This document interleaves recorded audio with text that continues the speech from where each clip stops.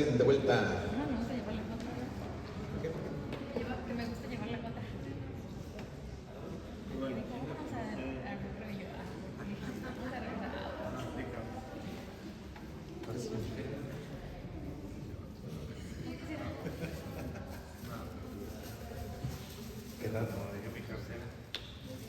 Muy bien. Bueno, continuamos ahora con la nota o la característica de la santidad. Santidad tiene que ver con separación en el sentido de haber sido escogido para algo, ¿no? Y por lo tanto, pues implica eso. Pensemos, por ejemplo, en los vasos sagrados. Los vasos sagrados, en cuanto que han sido dedicados o escogidos para un uso particular, están separados. No se mezclan con las demás cosas, no se mezclan allá con las jarras y las ollas de la casa. No, están separados. Eso significa santidad, porque ha sido elegido para algo, se aparta. Se separa, ¿sí? Esa es la idea de santidad. Entonces no tiene que ver solamente, también, pero no tiene que ver únicamente con el aspecto moral, ¿no? De ser impecables, ser buenos. Hacia allá también apunta el tema de la santidad, porque en este caso el pueblo de los bautizados, escogido, separado para Dios, pues está llamado a distinguirse también por su vida, por su forma de ser. O sea, también implica el aspecto moral, pero no es solamente eso. Es esta mezcla entre ambas realidades, ¿no? De haber sido escogido para algo, en este caso haber sido escogidos para Dios, haber sido separados para Dios, y por lo tanto llamados a vivir conforme a ese llamado. Entonces, este asunto de la santidad es el primero de los adjetivos que se le ha dado a la Iglesia desde por allá del inicio del siglo II. Y bueno, pues tiene que ver precisamente con este asunto de la elección y de la alianza con Dios. Tal forma que los cristianos, dice la primera carta de Pedro, los cristianos están llamados a ser una nación santa. En distintas ocasiones en el Nuevo Testamento se le llamará a los cristianos precisamente los santos. Los santos. En ese sentido, en el sentido de que por el bautismo, bueno, pues son elegidos, son apartados, forman parte de esa alianza con Dios, ¿sí? Bueno, la Lumen Gentium, siguiendo esta antiquísima tradición teológica, llama a la Iglesia indefectiblemente santa. ¿Por qué indefectiblemente santa? Porque su santidad tiene que ver, en primer lugar, como decíamos hace un rato, no tanto con su calidad moral, que también, pero sobre todo por la elección de la cual es objeto de parte de Dios, ¿sí? Dios ha elegido a los bautizados y por lo tanto a la Iglesia para eso, para ser santos, para ser suyos, ¿sí? Y bueno, pues dado que esta llamada viene de Dios, nace del amor libre de Dios, bueno, pues podemos decir eso, que se trata de una santidad indefectible, que no falla, que no tiene defecto, ¿sí? Pero precisamente por eso, porque es una elección que viene de Dios, es una elección cuyo fundamento es Dios, ¿sí? No nosotros, porque nosotros, bueno, pues lo podemos comprobar en nuestra propia experiencia, que pues sí fallamos, ¿verdad? De vez en cuando y a veces gachamente. Bueno, pero Dios no, y en ese sentido la santidad de la Iglesia es indefectible. Y como hemos dicho en alguna ocasión respecto de la historia de nuestra historia con Dios, Dios quiere que sea historia de salvación, no historia de perdición. Y por lo tanto, aunque nosotros los llamados, nosotros los escogidos para el bautismo, a veces fallemos a esa llamada que hemos recibido, Dios siempre busca la manera de renovarnos, de ayudarnos, de llevarnos adelante para que podamos ser fieles a ese llamado que hemos recibido en el bautismo. Y bueno, pues en la Lumen Gentium vamos a encontrar estas distintas expresiones que quieren decir en el fondo eso mismo: la santidad indefectible de la Iglesia. La Iglesia Santa, la Esposa Inmaculada, el pueblo santo, la digna esposa, el sacerdocio santo, la santidad de la Iglesia, incluso también el tema del pueblo de Dios. Bien, de tal forma que la Iglesia ya en la tierra se caracteriza por una verdadera santidad, aunque, como decíamos ahorita, todavía imperfecta, porque bueno, pues nosotros, sus miembros, pues estamos en ese proceso, como vamos a decir enseguida, de purificación, de renovación y de reforma. Por allá en la antigüedad, sí, Isa. Lo entiendo así como lo indefectible es porque estaba tomando las tres partes de la Iglesia, aparte de que es santa por Cristo, una parte de la Iglesia triunfante que es santa, porque ya es triunfante, la Iglesia triunfante, y la purgante también se pudiera llamar así, y la que tiene la imperfección seríamos los que estamos aquí en la tierra. La militante. Bueno, podríamos hacer esa relación con el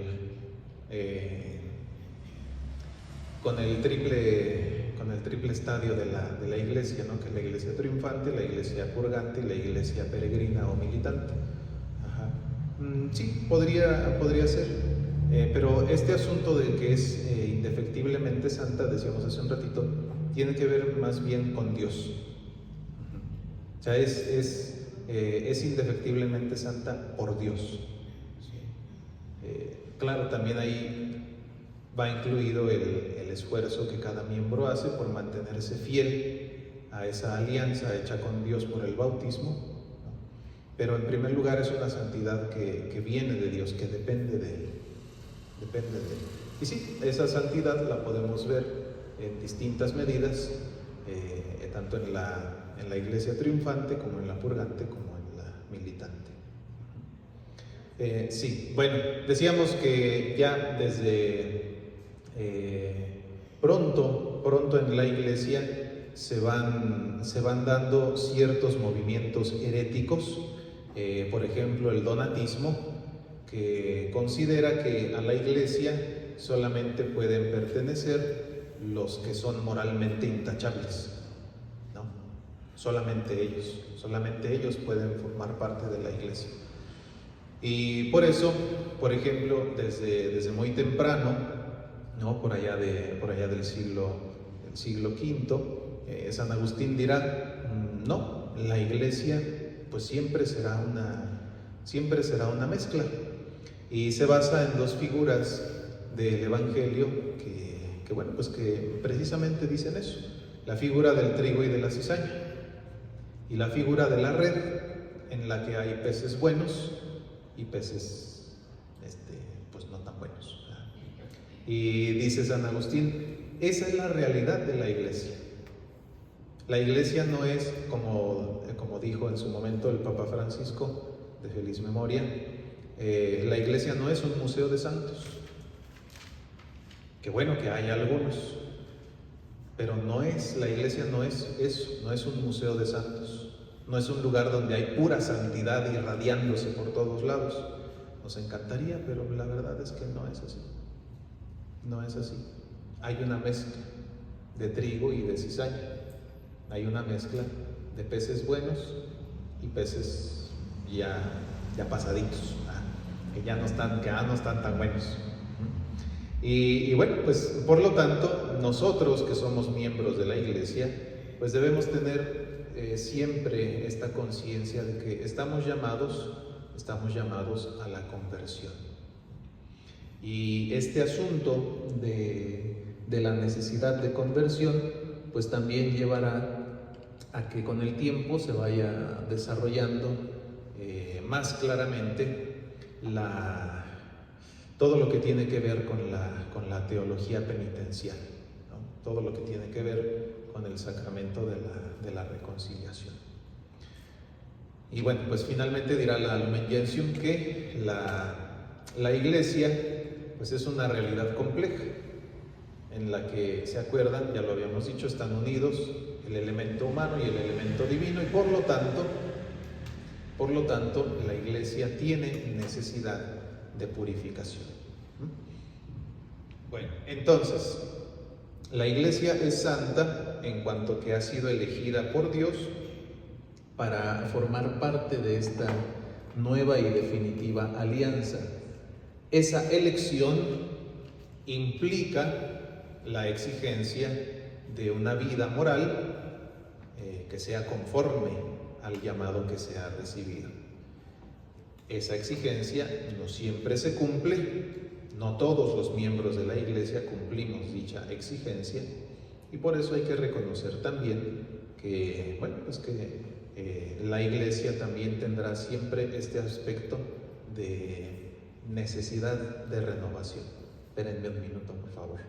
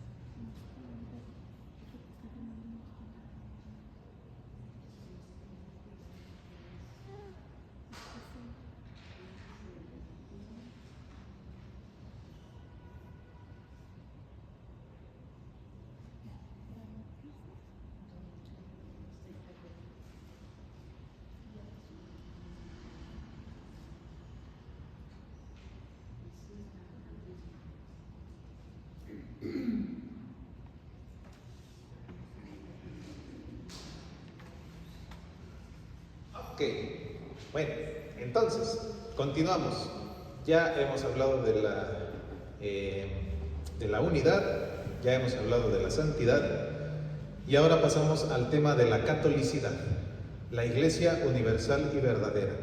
Este atributo o esta característica de la catolicidad aparece tempranito, allá en el siglo II, con nuestro querido Ignacio de Antioquía, y bueno, esta nota de la catolicidad tiene que ver con la extensión, o sea, la iglesia es católica porque está llamada, como vemos en el capítulo 28 de Mateo, está llamada a difundirse por todo el orbe de la tierra.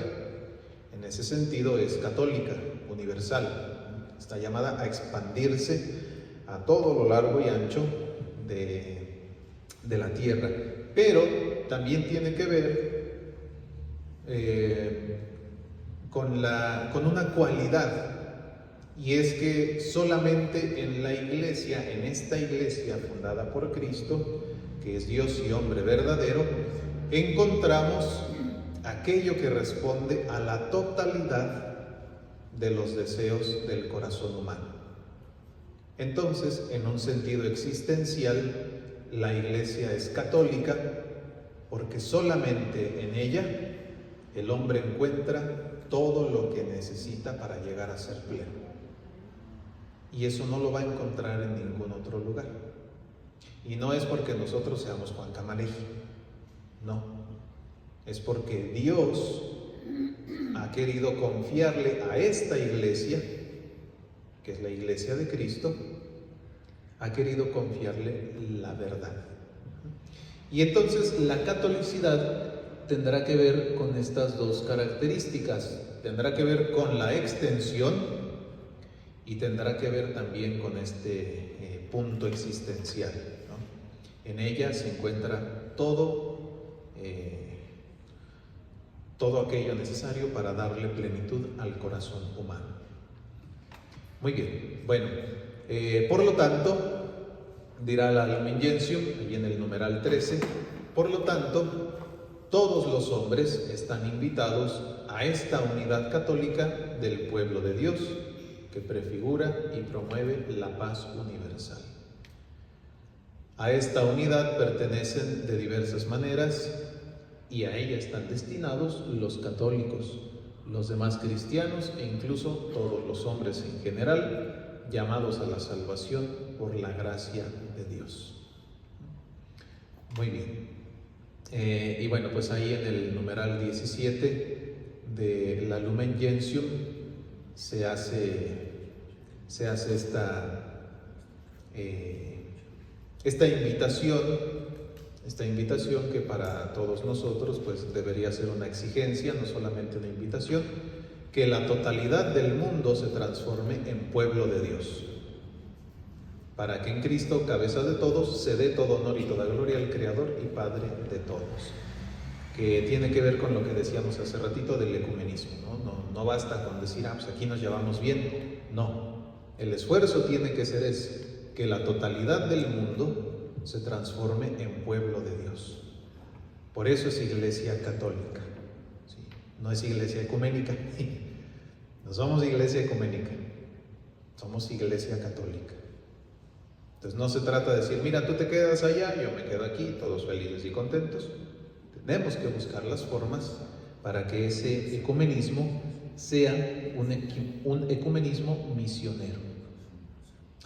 Bien, la catolicidad también tiene su que ver, diríamos, con el tema de las iglesias locales. ¿Cómo es posible que hablemos de iglesia universal o de iglesia católica cuando en la práctica pues se trata más bien de muchas iglesias, de muchas comunidades? Pensémoslo tan solo, por ejemplo, aquí, ¿no? En nuestra diócesis pues hay más de 100 parroquias y cada una de esas parroquias constituyen una comunidad. Y esa comunidad, a su vez, está conformada también por otros grupos, por pequeñas comunidades, por los círculos bíblicos, por las pastorales, ¿no? Entonces, ¿cómo hablar de iglesia universal, de una iglesia que además es universal, cuando en la práctica lo que vemos, pues es eso? Son muchas iglesias, ¿no? Son muchas iglesias. Bueno, pues el asunto es que entre el primer y el segundo milenio, pues se ha ido dando como un cambio en la perspectiva, ¿no? En el primer milenio, pues lo que funcionaba de facto, pues era eso, eran las iglesias locales, las iglesias particulares. Una iglesia, una comunidad que tiene a su cabeza un obispo, ¿no? Ese obispo es el que asegura que esa comunidad crea íntegramente la fe, que no tengan una fe deformada o incompleta. Y eso así fue como funcionó la iglesia durante el primer milenio.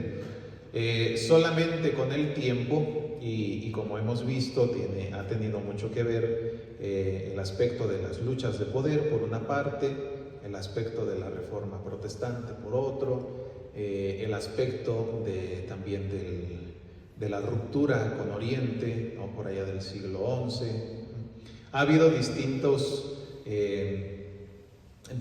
factores que han llevado a la iglesia a considerar más bien el asunto de la organización, ¿no? De ver cómo la iglesia constituye un solo cuerpo con una estructura visible. Una estructura visible, eso es lo que se va remarcando en el segundo milenio. La iglesia es una sola, y es una sola porque tiene una estructura visible.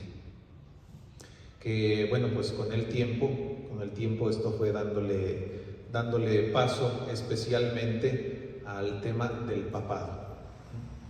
Entonces en el primer milenio como que no había tanta bronca, cada iglesia particular tenía su obispo, ese obispo era designado porque ya se había demostrado suficientemente que profesaba la fe correcta, y entonces pues ya, cada iglesia particular con su obispo, pues ahí le iban echando ganitas, ¿no?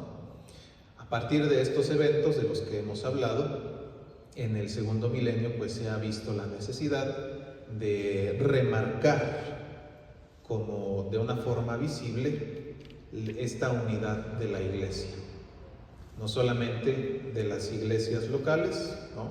Sino de una iglesia, y la figura que va a tener ahí la preeminencia será la figura del papado.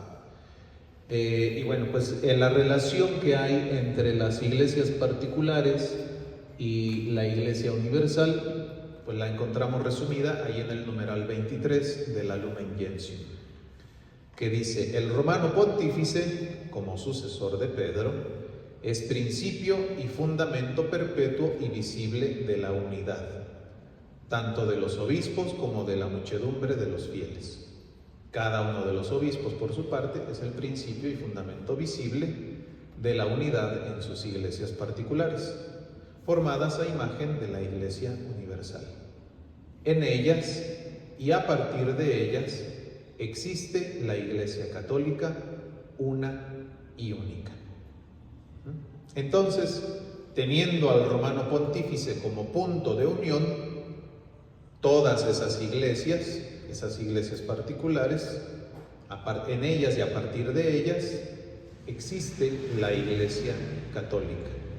¿Sí? Muy bien. Bueno, finalmente, si apenas nos va a dar tiempo, acerca de la apostolicidad. Esta idea, esta propuesta teológica de la apostolicidad surge también tempranito, surge por allá de inicios del siglo II, con la controversia con los gnósticos, que bueno, pues es una de las grandes herejías que atacaron pronto al cristianismo.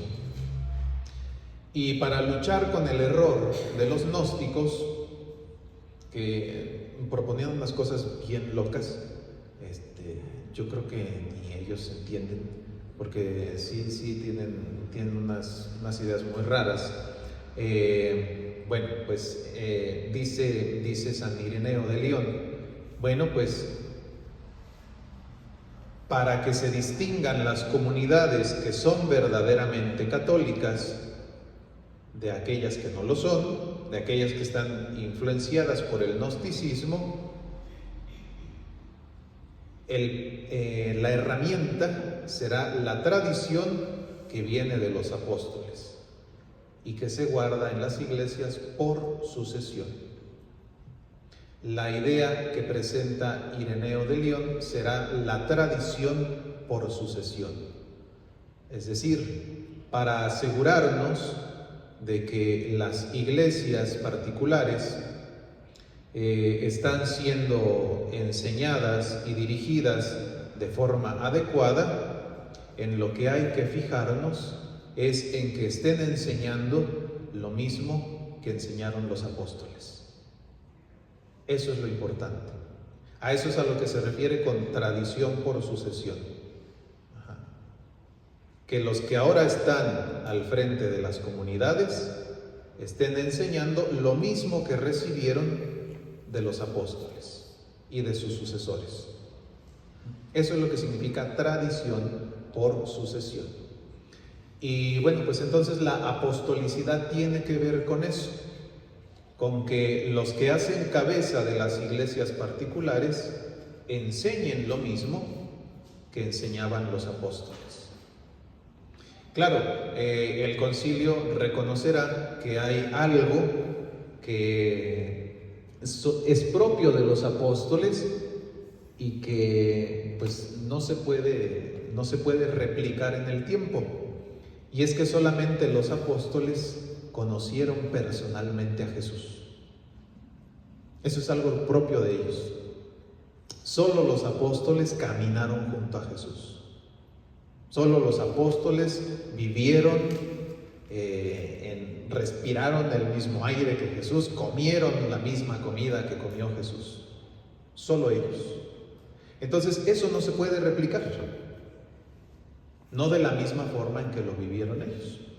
Porque claro, también nosotros podríamos decir, espérate, pues yo también lo conozco, ¿no? Yo comulgo, yo me uno a Cristo. Sí, de forma sacramental. Ellos lo experimentaron de una manera única. Los apóstoles lo experimentaron de una forma única. Entonces eso no se puede replicar. Pero lo que aprendieron de Jesús, eso es lo que se transmite. Desde esa experiencia de fe que implica vivir y caminar junto a Jesús, entonces se transmite la fe, que es lo que se llama la regla de fe, ¿sí? Es decir, que los sucesores de los apóstoles enseñen lo mismo que los apóstoles recibieron de Cristo. Y eso es lo esencial. Eso es lo esencial para asegurar que las comunidades cristianas de todos los lugares y de todos los tiempos tengan la misma fe, estén unidos en la misma verdad. Muy bien. Bueno, aquí también es importante resaltar que ningún predicador del Evangelio tiene el derecho de hacer un proyecto propio, un proyecto según sus propias hipótesis. No se trata de eso. Lo que estamos llamados a anunciar es la fe de la Iglesia Apostólica, no lo nuestro. Lo primero que estamos llamados a transmitir,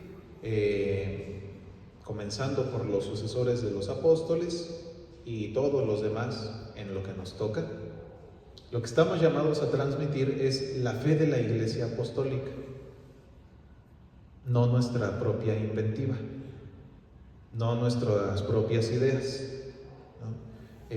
Dirá aquí nuestro autor, ni siquiera sus propias experiencias, porque pues al final de cuentas pues eso permanece muy subjetivo, ¿no? O sea, muy propio. Y sí puede ser que si yo comparto eso, de algo le pueda servir al otro, pero ese no es el centro del mensaje. Eso en todo caso puede ser un apoyo para que la fe de la Iglesia Apostólica llegue al corazón del otro, pero no debe constituirse nunca en el centro de nuestra exposición.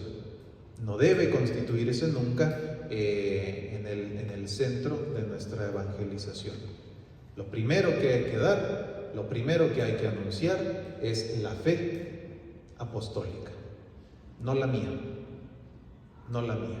sino la que viene de los apóstoles. Muy bien. Por lo tanto, un testigo tiene que ser enviado, no tiene que constituirse por propia autoridad, ¿sí? Los predicadores tienen que ser enviados. No es como que hoy me desperté de buenas y dije, pues voy a ir a evangelizar al mundo, ¿verdad? Y vámonos recio, ¿no? Claro, alguien podría pensar, ¿y Pablo? Lo mandó Jesús. A Pablo lo mandó Cristo mismo. A Pablo se le aparece Jesucristo en el camino y todo parece indicar que lo que él predica lo ha recibido directamente de Cristo. No lo ha recibido de los otros apóstoles. No lo ha recibido de Ananías. De Ananías recibe el bautismo, pero no el contenido de lo que predica. Al recibir el bautismo, yo creo que ahí viene la fuerza del Espíritu. Sí, la fuerza del Espíritu viene ahí, y el contenido del Evangelio que él predica, pues lo más seguro es que lo haya recibido como por ciencia infusa en el momento de esa experiencia que tuvo de Jesús, ¿no? Pero pues sí, es como un caso muy especial, pero en todo caso, pues tampoco es que él un día haya amanecido y haya dicho, ya no quiero ser fariseo y judío, ya mejor me voy a ser cristiano, que estos ya me cayeron gordos. No, en realidad parte de esa experiencia de Jesús y de aquello que recibe de él en ese encuentro en el camino de Damasco. Muy bien. ¿Tendría más encuentros con Jesús? Pues quién sabe. Con toda su riqueza. ¿Quién sabe? Algunos dicen que cuando, no recuerdo exactamente cómo es el pasaje, pero él habla de que él sabe de una persona que ha tenido como éxtasis, ¿no? Como arrobamientos divinos, que dice que ha llegado hasta el tercer cielo o algo así. Algunos dicen que, o sea, él escribe así, para no decir que fue él, que es su propia experiencia. Ajá. Sí, todo indica que esa es su propia experiencia, o sea, que él vivió eso, él vivió, pues sí, como éxtasis en sus ratos de oración. No sabemos si de la misma forma que lo vivió en el camino a Damasco, pero sí era un hombre de una espiritualidad muy profunda. Y sí, seguramente pues ahí siguió profundizando el evangelio que recibió de parte de Cristo. Muy bien, bueno, finalmente decir que los apóstoles cumplen la misión de ser testigos de la resurrección, ser fundadores de las iglesias y ser maestros y pastores de esas iglesias que ellos han fundado. Es en esta misión en la que le suceden los obispos, en la misión de ser maestros y pastores. ¿Sí? Precisamente por lo que decíamos hace ratito, yo puedo dar cuenta de mi fe en la resurrección, pero en el sentido estricto yo no puedo ser testigo de la resurrección. ¿Por qué? Pues porque yo no estuve ahí, porque yo no vi al resucitado. En sentido estricto yo no puedo ser testigo de la resurrección. Puedo decir por qué creo que la resurrección ha sucedido, puedo decir cómo eso ha transformado mi vida. Pero en el sentido estricto, los únicos testigos de la resurrección fueron los 12. En el sentido estricto, solamente ellos. Y desde esa experiencia del resucitado, fundan las iglesias, fundan las primeras comunidades. A esas primeras comunidades, ellos les enseñan, los apóstoles. Ellos las van guiando. Y cuando se les acaba la suscripción a esta vida, pues tienen que dejar un sucesor que continúe con esa tarea, con la tarea de ser maestro y pastor. Ya no con la otra, ya no con la tarea de ser testigo de la resurrección, porque eso es propio de los apóstoles. Esa es una experiencia únicamente suya. Nosotros estamos llamados a anunciar a Cristo resucitado, pero pues no lo hacemos de la misma forma en que ellos lo hicieron. Esa es una buena síntesis. Nosotros lo creemos, ellos lo vivieron. Así es. Muy bien. Bueno, entonces esta apostolicidad es la que es la última de las 4 notas que distinguen a la iglesia fundada por Cristo. El que estemos ligados por medio de sucesión al testimonio de los apóstoles y a la fe que ellos transmitieron. Bueno, ya les robé 7 minutos, ya váyanse a dormir, porque si no los van a regañar en su casa. Van a llegar y van a decir, ¿dónde andabas? Dijiste que acababas 8:30. ¿Con quién andabas? Y no vaya haciendo, ¿verdad? Bueno, les doy la bendición. El Señor esté con ustedes. La bendición de Dios Todopoderoso, Padre, Hijo y Espíritu Santo, descienda sobre ustedes y permanezca para siempre. Pasen buena noche. Muchas gracias por su atención. Dios les bendiga.